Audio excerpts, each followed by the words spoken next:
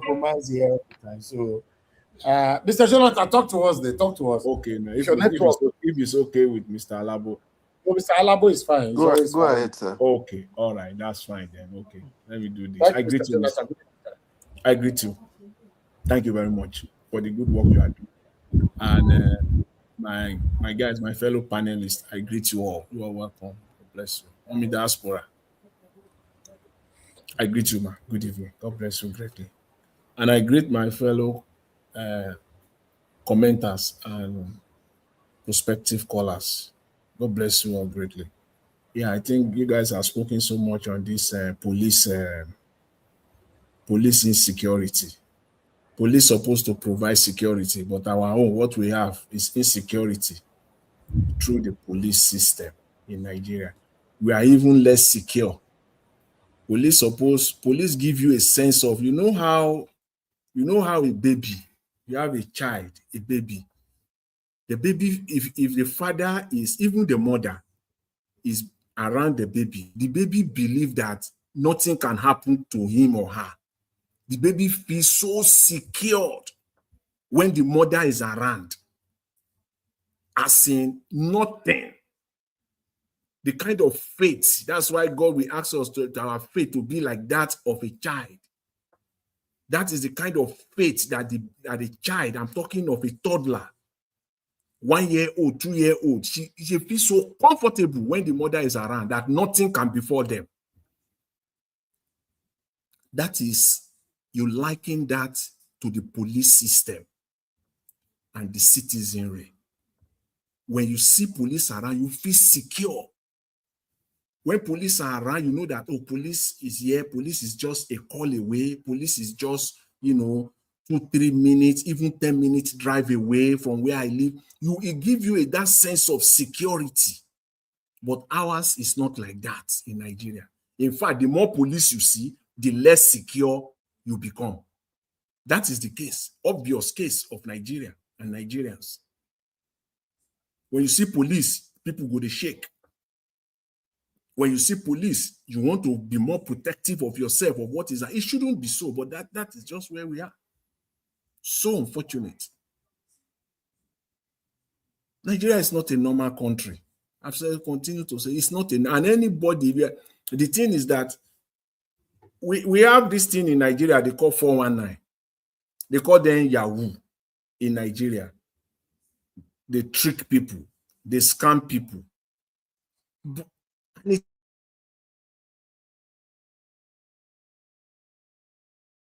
really deceived. Look at the contradiction.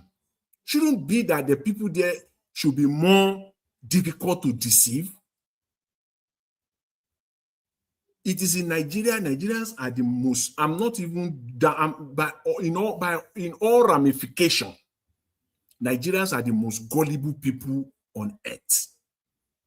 They are the most naive people on planet Earth. They are the most unsuspecting people on planet Earth. And Nigerians are the most that can be easily cheated on planet Earth. If you are looking for a country where the citizens will be easily cheated, come to Nigeria. The citizens can be easily. Close your eyes, you will cheat Nigerians and go away with it. And that is what the politicians, those that call themselves leaders, that's what they are banking on. That's what they are banking on. They will come and see, you must not. It's not that you must not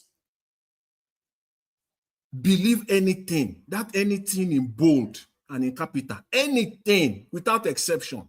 You must not, you cannot believe anything that comes from the Nigerian government or institutions at the first instance. You cannot, you must not. You do that at your own peril. You can't. Is it Tinubu that will speak and you will believe him outright without checking out? Yesterday, I admonished the Inspector General of Police, but I'm not naive. He says sweet words. I'm not stupid. I'm not naive. I didn't believe him at the first instance. It is what comes after. This shooting, there is concealment behind it. There is something behind it. That is why you cannot believe anything at the first instance that comes from them. You can't. You must not. If you do it, it is at your own peril, at the detriment of you, yourself, your family, and everything good around you. You are a hater of your. You hate yourself. You hate your family. You hate everything around you. If you believe anything that comes out from the Nigerian government or institutions at the first instance, you hearing it and you carry it, you must be a deceiver. That's why you see the Nigerian media. They are deceivers because they will pretend. They pretend to believe everything. They are deceivers. They deceive the Nigerian people.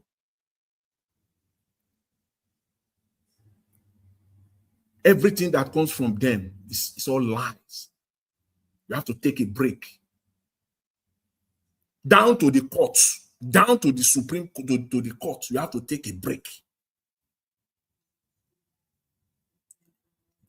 Go deeper into it. Sit down as a normal person with brain at your convenient time. If you want to, let it sink in, digest it, think through it. Don't just come and talk about it.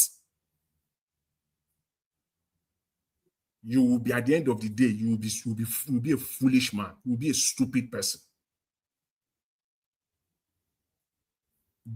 Yesterday, a high court in Nigeria, in the same Nigeria, delivered a judgment that bars INEC from recognizing the David Mark leadership. A court. Today, the Supreme Court, look at the way we like to deceive ourselves. Somebody said, if Nigeria is going to fall, it will come from the judiciary. If you don't believe that, listen to this. Just give me a minute. Listen to this. That yes, if Nigeria is going to fall, it's coming. It's not that it's coming from the judiciary. A court in Nigeria yesterday delivered a judgment and barred INEC from recognizing the David Mark leadership of the ADC. Fine. Lawyers will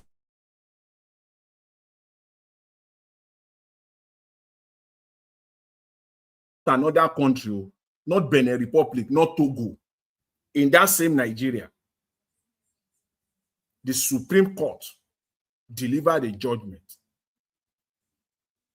that the David Mark leadership should be reinstated by INEC. Recall now, another court just barred INEC. In other words, stopped INEC. The highest court now say they have to recognize. The court of yesterday, the High Court of yesterday, said nullify. In other words, cancel, de-recognize the congresses and convention of ADC. And the Supreme Court is now saying that that leadership is intact. So if that leadership is intact, the leadership has the right and the power and the authority to conduct that congresses and convention that another court said it doesn't have. Look at the confusion. Supreme Court said that leadership is intact. And as at the time that leadership, that convention and congresses were conducted, that leadership has the authority. So that judgment of the High Court is a confusion. Deliberate confusion. That is why one of the Supreme Court, because you people just have to,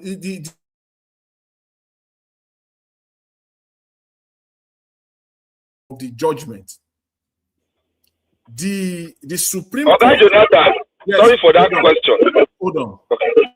The Supreme Court, one of the justices that delivers the judgment, is said I think in the second to the last paragraph, that the ADC should go to the High Court. They should go to the High Court. I'm trying to paraphrase him now. He urged them that they should quickly go back to the High Court to normalize that rubbish of yesterday. He admonished them. You can see the confusion, the deliberate confusion. There is still one man, one ghetto guy who will say say from Nigeria. Say his family is in the oil and gas business. One Kashuku. They just like to oppress one Kachuku and one Balagombe. They still have cases in court. Destroyers. They are just spoilers. I don't know what they stands to gain from this whole process. The Attorney General also in court. I read that today. I was stunned. I was stunned to my bone marrow. What the heck? The Attorney General of the country in court asking the court to deregister ADC and I think 3 other political parties. What is it that what the heck? What's the Attorney General's business? That country is messed up, and I'm ashamed.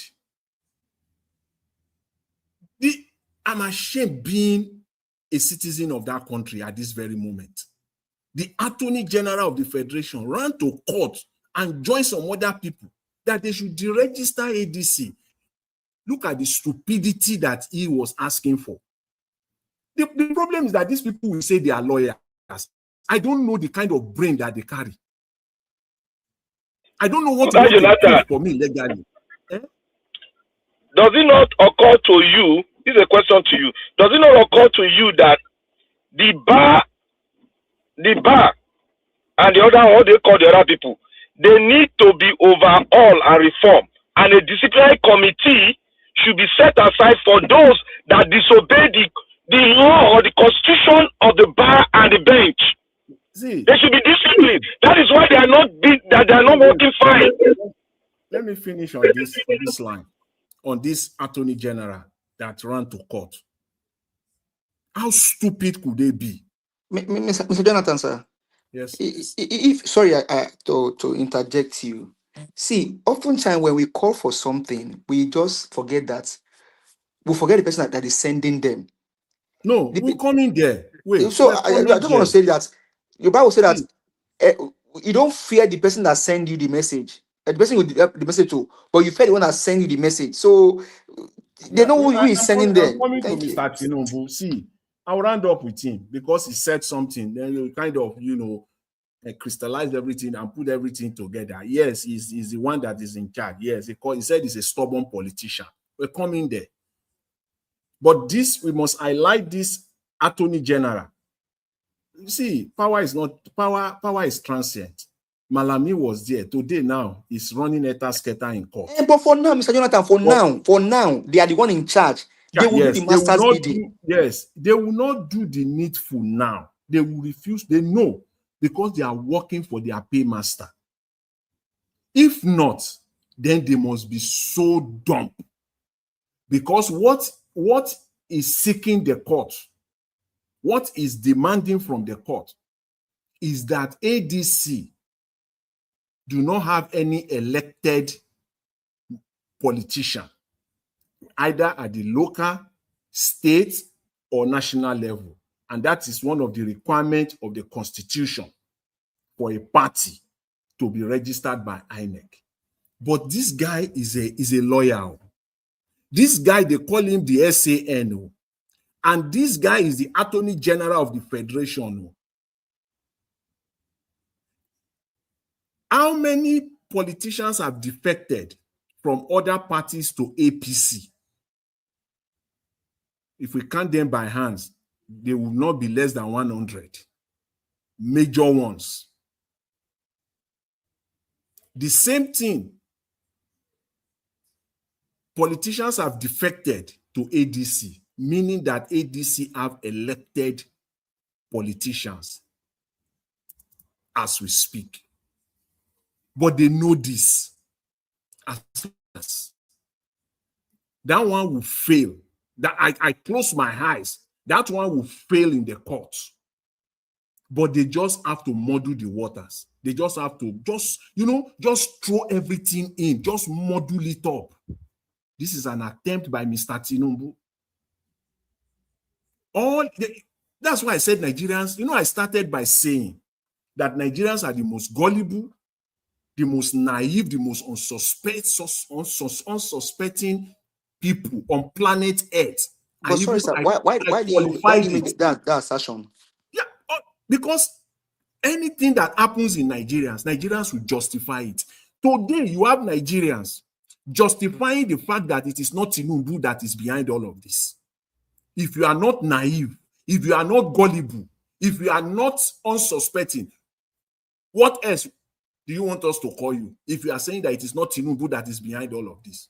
But those ones that they will talk like that time because they are supporting Tinubu now. See, all you need, it takes only one apple to spoil the whole bunch.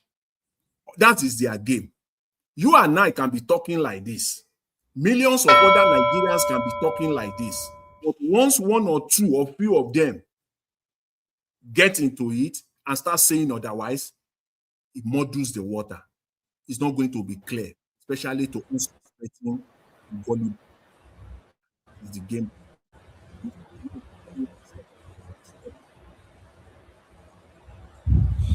All right, thank you, Mr. Jonathan. Anyway, Mr. Elvis, Nigerian matter is so. I believe I've made the point that, you see, it is the judiciary that are on the course of sinking Nigeria. You see the contradictory judgment within 24 hours. Why did that? Mr. Elvis, just 30 seconds, please. Why did the court yesterday rush to give that judgment, knowing fully well that there is a Supreme Court judgment coming up today? And this is what your lawyers will tell you. You will see them on television starting from tonight. They are already doing it. They were saying that there are two different cases. Are you kidding me? Two different cases affecting the same political party, all in an attempt to wreck that political party. All right. Anyway, thank you, Mr. Elvis. Mr. Jonathan, appreciate it. Thank you, sir. You will expand on that later on. We have more people on the panel.